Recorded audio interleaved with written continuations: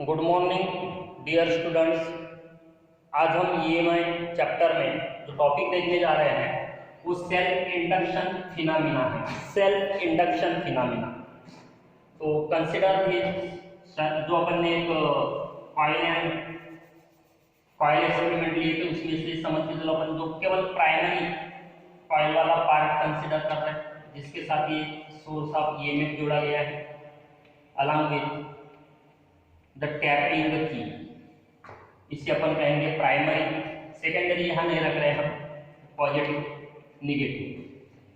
तो अब ये सेल्फ इंडक्शन फिनोमेना एक्चुअली क्या होता है तो हमने डिस्कस किए हैं कि whenever the magnetic flux linked with coil और कंडक्टर चेंजेस यानी ईएमएफ इज इंड्यूस्ड। अब ये चेंजिंग मैग्नेटिक फ्लक्स किसी के भी साथ हो सकता है। मतलब जैसे हम कॉइल और कॉइल एक्सपेरिमेंट को याद करते हैं तो प्राइमरी में चेंज कर रहे हैं समझो, इसकी जो चेंजिंग फील्ड है चेंजिंग फ्लक्स है वो सेकेंडरी के साथ लिंक्ड है। एट द सेम टाइम अगर यहाँ पर सेकेंडरी को थोड़ी देर के लिए साइड में रख देते हैं तो इसका खुद का जो चेंजिंग फील्ड है वो उसके सराउंडिंग में भी है, मतलब उसके साथ भी वो लिंक्ड है। तो ऐसा फिनोमेना जहां खुद के कारण ही मैग्नेटिक फील्ड का चेंज होना और वो चेंज खुद के साथ ही लिंक्ड होना और उसके कारण उसी के अंदर मतलब खुद के अंदर ईएमएफ का इंड्यूस्ड होना, इस प्रकार का जो फिनोमेना है उसको सेल्फ इंडक्शन फिनोमेना कहा जाता है। मतलब खुद के कारण ही खुद के अंदर प्रोड्यूस करना। जैसे यहाँ ये टैपिंग की को जैसे हम क्लोज करेंगे सर्किट में हो जाएगा का जो करंट अभी तक जीरो था वो सर्टन मैक्सिमम वैल्यू तक बढ़ेगा। ये जो जीरो करंट था उसके लिए फील्ड जीरो थी, इसके लिए सर्टन मैक्सिमम फील्ड हो जाएगी, यानी zero to certain maximum value तक at the time of make of the circuit magnetic field change होगी। फ्लक्स फाई होता है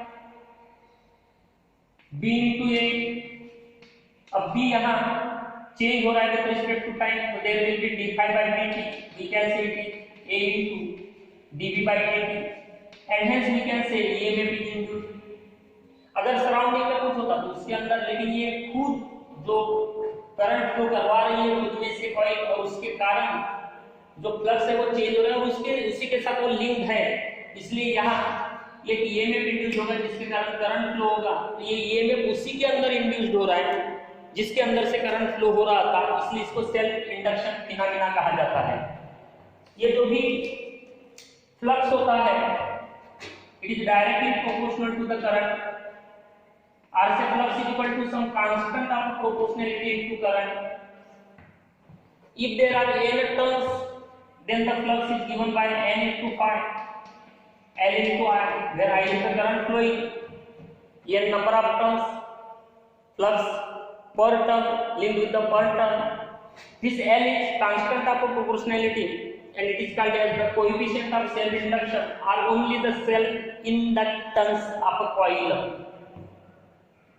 Now making use of this, we have E is equal to minus d phi by dt and therefore it is a minus d dt of phi and L into I। या इन वाला formula भी ले सकते हैं, it is minus L into di by dt। ये हो गया equation 2। Equation 1 से L इक्वल टू मिलता है phi by I, या इक्वेशन 2 से इन मैग्नीट्यूड L मिलता है E di by dt। इसलिए आप फिर हम जो मीनिंग है L का वो समझ सकते हैं।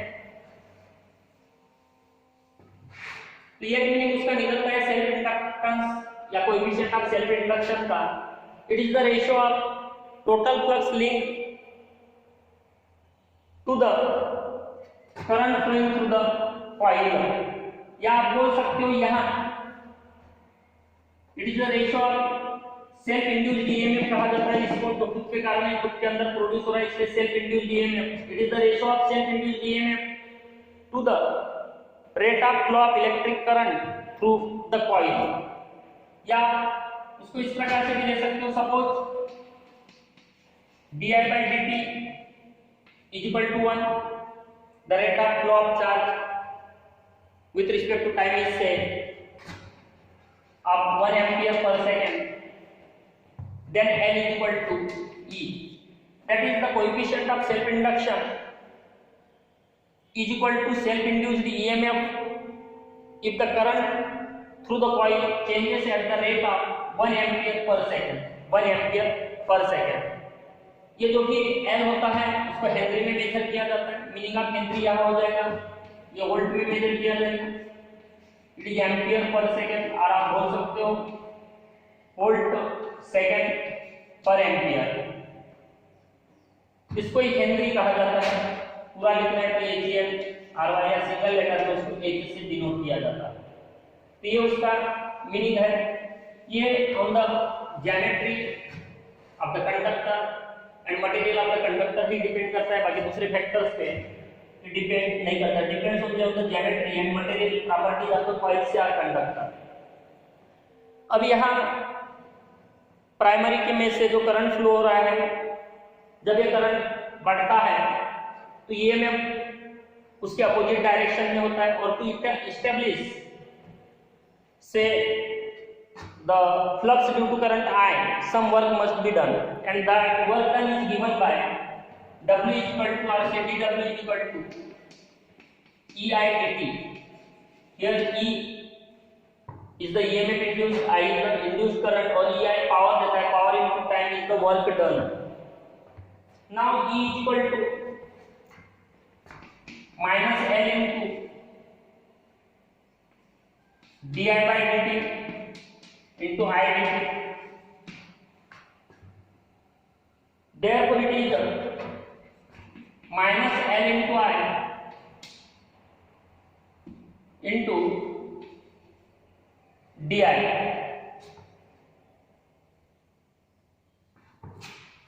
Therefore total work done W is equal to integration में से जो मैक्सिमम करंट एस्टैब्लिश होने वाला है left hand equal to I0, then it is minus L into I di, therefore it is minus L into I square by 2, that is minus 1 by 2 L I square, और magnitude में अपन कहेंगे उसको W is equal to 1 by 2 L से I0 का square. This is the work done to establish the flux for the current I0। Now suppose I0 is unit, that means 1, in that case W is equal to 1 by 2 into L, and therefore L is equal to 2 times the W। That means the next meaning of self inductance or coefficient of self inductance is numerically equal to twice the work done in maintaining the or in establishing the flux for unit current, that is I0 is equal to 1. This is the third meaning. Now if we compare this equation with the mechanical kinetic energy equation, that is 1 by 2 mv square, तो यहाँ ये जो mass होता है it plays the role of inertia in से linear motion. Similarly जब हम electricity में आ जाते हैं तो it plays the same role as that of the mass in electricity से और in magnetism, and therefore we can say ये इज द इलेक्ट्रिकल इनर्शिया, यानी एल का एक और मीनिंग होता है इलेक्ट्रिकल इनर्शिया। जैसे हम रेजिस्टेंसेस का कॉम्बिनेशन देखते हैं सेम रिजल्ट अपीयर होता है इंडक्टेंस के लिए भी। तो सीरीज में ये L1 plus L2 plus up to ln appear होता है। पैरेलल के लिए 1/, जैसे r के लिए तो 1/lp हो जाता है, 1/l1 plus 1/l2 plus up to 1/l_n।